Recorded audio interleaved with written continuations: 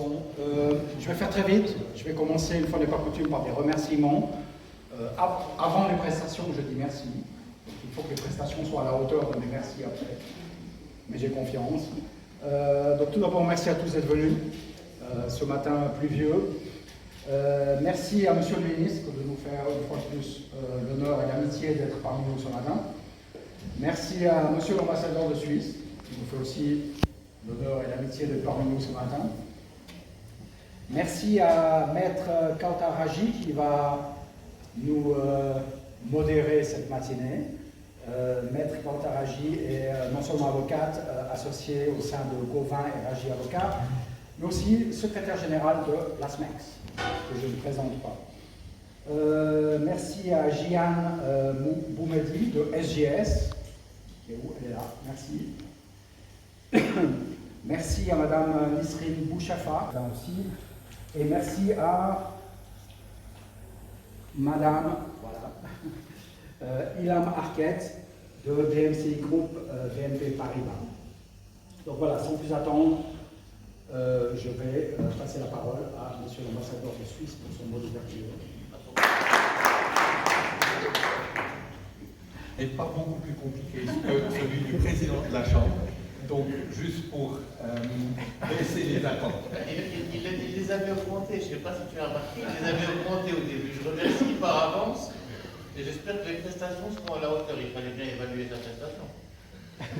Alors, j'espère ne pas en éveiller trop pour ma prestation. Monsieur le ministre, Mesdames, Messieurs, chers invités, chers amis, c'est un grand plaisir d'être ici aujourd'hui avec vous et de prendre la parole en tant qu'ambassadeur de Suisse, mais également président d'honneur de la Chambre de commerce suisse au Maroc.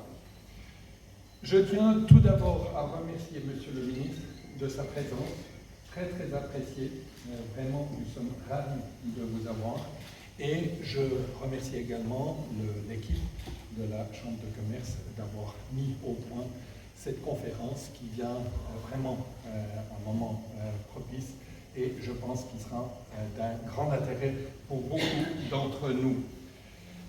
La conférence va traiter du sujet crucial pour l'industrie marocaine, à savoir l'adaptation aux normes du mécanisme, et vous voyez que je dois lire le texte parce que c'est tellement compliqué comme titre, c'est l'adaptation aux normes du mécanisme d'ajustement carbone aux frontières, le MACR, qui permettent d'accéder et de prospérer sur le marché européen, mécanisme mis en place par l'Union européenne. Nous vivons aujourd'hui une... La question, j'ai envie de la retourner d'une manière encore plus provocatrice. Est-ce que l'Union européenne sera en rendez-vous du CETA? Est-ce qu'eux-mêmes seront à leur propre rendez-vous? Parce que nous, on a toujours été de bons élèves. Pas de verte, pas de grise, que ce soit au niveau financier, au niveau écologique, au niveau intégration, au niveau ESG, au niveau normatif. On a toujours tout fait. Toujours. On n'a jamais été défaillant, puisque si ça ne nous était pas imposé par une régulation, ça nous était imposé par un donneur. Donc on sait comment faire pour répondre aux exigences, et on le fait, on s'adapte de manière assez rapide. Cette régulation pour aller dans cette direction. Non. Nous, on va dans cette direction par nécessité, par obligation.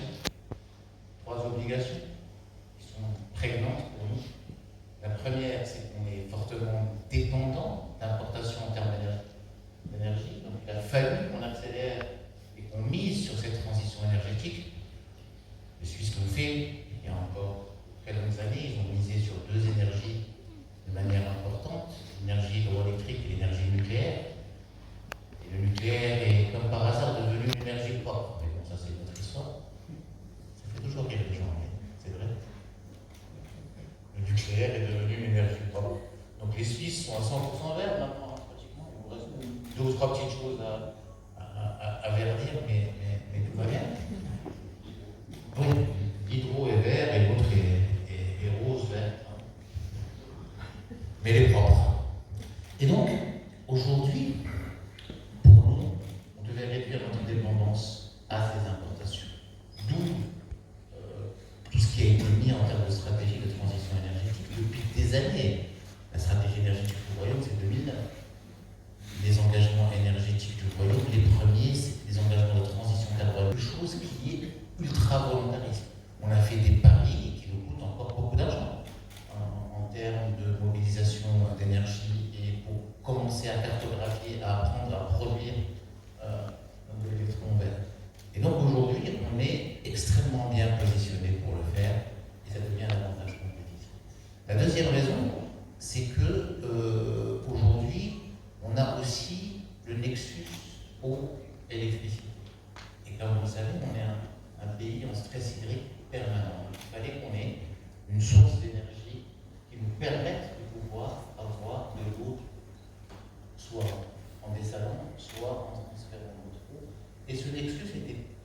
présent et prévenant depuis aussi une vingtaine d'années. Aujourd'hui, on est en train d'exécuter de manière de plus en plus rapide. Troisième, bien évidemment. Merci, ravi d'être parmi vous.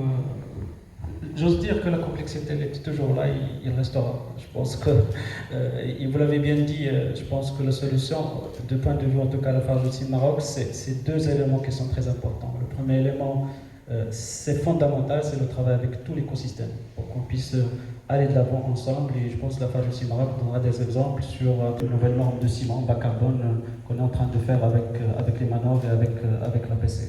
C'est le premier élément. Le deuxième élément, je pense, qui est très important, c'est la proactivité, l'innovation et la proactivité. La Farge Maroc, par exemple, pour la partie ce soir, la proactivité reste effectivement un élément fondamental dans une approche comme ça. Merci beaucoup. En 2050, mais aussi des jalons chaque année, en particulier pour l'année 2030. Il y a plusieurs leviers. Je commence par effectivement l'énergie électrique, l'industrie du ciment, ou l'industrie lourde d'une manière générale, c'est énergivore. Après 1 million de tonnes consomme l'équivalent d'à peu près d'une commune, une petite ville de 40 000 habitants. Donc voilà, et la Farge Maroc, l'année dernière, 2024, notre énergie électrique verte, on est à plus que 90% de l'électricité et de l'énergie électrique qui est verte. C'est grâce bien sûr à notre parc à Tétouan, notre propre parc à l'usine de Tétouan, mais aussi grâce à des PPA, donc avec des partenaires du petit site. Ça permettra un peu de combler tout ça et nous avons l'objectif d'atteindre les 100% en 2026. Ceci dit aussi, il y a un travail de fond sur l'efficacité énergétique. Tous les sites, toutes les cimenteries de la Farge Maroc sont certifiés ISO 50001 depuis déjà 3-4 ans. Donc, quelle est la part d'exportation de la Farge? Alors, à ce stade, la Farge Maroc n'exporte pas le ciment, mais justement... Oui, donc on n'avait pas besoin de CBAM pour devenir vert. Exactement. Voilà la preuve. Je dirais même qu'en regardant tout ça, la Farge Maroc se pose la question aujourd'hui, pourquoi pas exporter? Le fait qu'on est très en avance sur ces sujets, ça deviendra plutôt une opportunité qu'un obstacle. Voilà. Bonjour à toutes et à tous, je suis Dr Mohamed Yousfi et aujourd'hui nous sommes invités par la Chambre suisse pour parler bilan carbone, décarbonation et surtout la taxe carbone imposée par l'Union européenne. De là aujourd'hui on a reçu beaucoup de personnes, beaucoup d'invités. On a échangé sur l'empreinte carbone, le bilan carbone, le mécanisme d'ajustement carbone aux frontières, etc., etc. Donc il y avait beaucoup de questions et on a été honoré par la présence de M. le ministre, M. Riyad Mansour, qui a vraiment encouragé les entreprises marocaines à aller vers la réalisation de leur bilan carbone et surtout une économie verte. Donc je tiens à saluer la Chambre suisse, à saluer le ministre de l'Industrie et du Commerce et souhaiter bon courage à toutes les entreprises marocaines et merci de votre attention.